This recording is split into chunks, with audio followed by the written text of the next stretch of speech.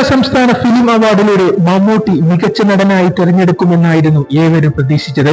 എന്നാൽ കഴിഞ്ഞ ദിവസം മോഹൻലാൽ മികച്ച നടനായി തെരഞ്ഞെടുക്കപ്പെട്ട വാർത്തയാണ് അപ്രതീക്ഷിതമായി സോഷ്യൽ മീഡിയയിൽ വന്നത്. കൂടുതൽ വിവരങ്ങളിലേക്ക് കടക്കും മുന്നേ ചാനൽ ആദ്യമായി കാണുന്നവരാണെങ്കിൽ സബ്സ്ക്രൈബ് ചെയ്യാനും വീഡിയോ ലൈക്ക് ചെയ്യാനും അഭ്യർത്ഥിക്കുന്നു. ഈ വർഷത്തെ മഴവിൽ മനോരമ എന്റർടൈൻമെന്റ് അവാർഡ് പ്രഖ്യാപിച്ചു. കഴിഞ്ഞ ദിവസമായിരുന്നു. വിവിധ വിഭാഗങ്ങളിലായി അസാധാരണ പ്രതിഭകളെ അംഗീകരിച്ചു.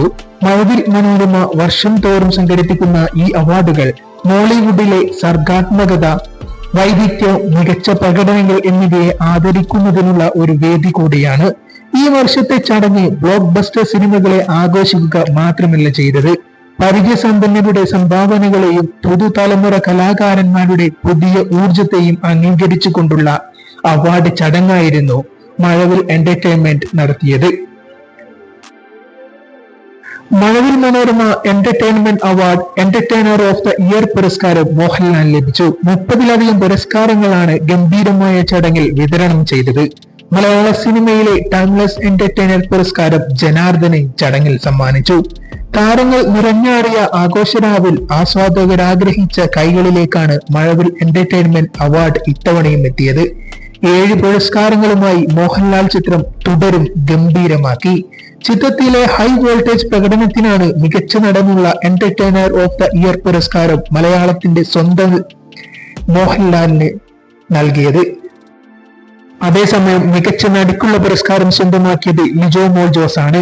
മികച്ച പ്രകടനം കാഴ്ചവെച്ച പൊന്മാനിലും സംശയത്തിലും ഹെറിലും എന്ന ചിത്രത്തിലൂടെയാണ് മികച്ച നടിക്കുള്ള പുരസ്കാരം ലിജോ മോൾ സ്വന്തമാക്കിയത്. മികച്ച സിനിമയ്ക്ക് എം രഞ്ജിത്തും സംവിധായകനായി തരുൺ മൂർത്തിയും മികച്ച ജോഡിയായി മോഹൻലാൽ ശോഭനയും തിരഞ്ഞെടുക്കപ്പെട്ടു. വില്ലനായി പ്രകാശ് വർമ്മയും സംഘട്ടത്തിന് സ്റ്റണ്ട് സിൽവയും അപ്കമിംഗ് ആക്ടറായി വിനോദ് പപ്പുവും തുടരും സിനിമയിലൂടെ പുരസ്കാരം സ്വന്തമാക്കി. റൈഫിൾ ക്ലബിലെ വെടിച്ചില് പ്രകടനത്തിന് അനുരാഗ് കശ്യപ് മികച്ച വില്ലനുള്ള പുരസ്കാരം പങ്കിട്ടു. പ്രത്യേക ജൂറി പരാമർശത്തിന് കുഞ്ചാക്കോ ബോബനും ആസിഫ് അലിയും അർഹനായി. കിഷ്കിന്ധാകാന്ഡം എന്ന ചിത്രത്തിലൂടെയാണ് ആസിഫ് അലി മികച്ച പരാമർശത്തിന് അർഹനായത്. വൈവിധ്യമാർന്ന പ്രകടനത്തിന് ടോവിനോ തോമസും ഓൾ റൗണ്ട് പെർഫോമൻസിന് ബേസിൽ ജോസഫും പുരസ്കാരങ്ങൾ സ്വീകരിച്ചു. ടൈംലെസ് എന്റർടൈനർ പുരസ്കാരം ജനാർദ്ദനാണ് സ്വന്തമാക്കിയത്. ബോക്സ് ഓഫീസിൽ പ്രകമ്പനം സൃഷ്ടിച്ച L2 എമ്പുരാൻ എന്ന ചിത്രത്തിനു വേണ്ടി ആന്റണി പെരുമ്പാവൂരും ഗോകുലം ഗോപാലനും സംവിധായകൻ ജോഷിയിൽ നിന്നും പുരസ്കാരങ്ങൾ സ്വീകരിച്ചു. സംവിധായകനും നടനുമുള്ള മാസ്റ്റർ എന്റർടൈൻമെന്റ് പുരസ്കാരങ്ങൾ സിബി മലയിലും ജയറാമും സ്വന്തമാക്കി. കിഷ്കിന്ധാകാന്ഡത്തിലൂടെ സ്വഭാവ നടനുള്ള പുരസ്കാരം വിജയരാഘവനും, പ്രിൻസ് ആൻഡ് ഫാമിലിയിലൂടെ ബിന്ദു പണിക്കർ നർമാഭിനയത്തിനുള്ള പുരസ്കാരവും സ്വന്തമാക്കി.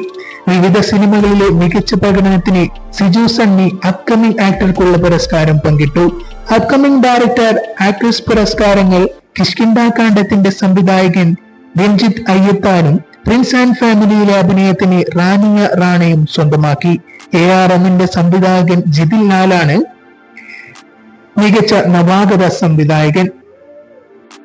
മൂൺവാക്കിലെ ചടുലമായ നൃത്തച്ചുവടുകളാണ് പി ശ്രീജിത്തിന് മികച്ച കൊറിയോഗ്രാഫർക്കുള്ള പുരസ്കാരം നേടിക്കൊടുത്തത്. വേദിയെ തീപിടിപ്പിച്ച് താരങ്ങൾ വേദിയിൽ ചുവടുവെച്ചപ്പോൾ പുരസ്കാരാനിശക്കെത്തിയ ആസ്വാദകർക്കും ഇരട്ടി മധുരമായി. സിനിമ വാണിജ്യ രംഗത്തെ നിരവധി പ്രമുഖരാണ് പുരസ്കാര നിശയിൽ പങ്കെടുത്തത്.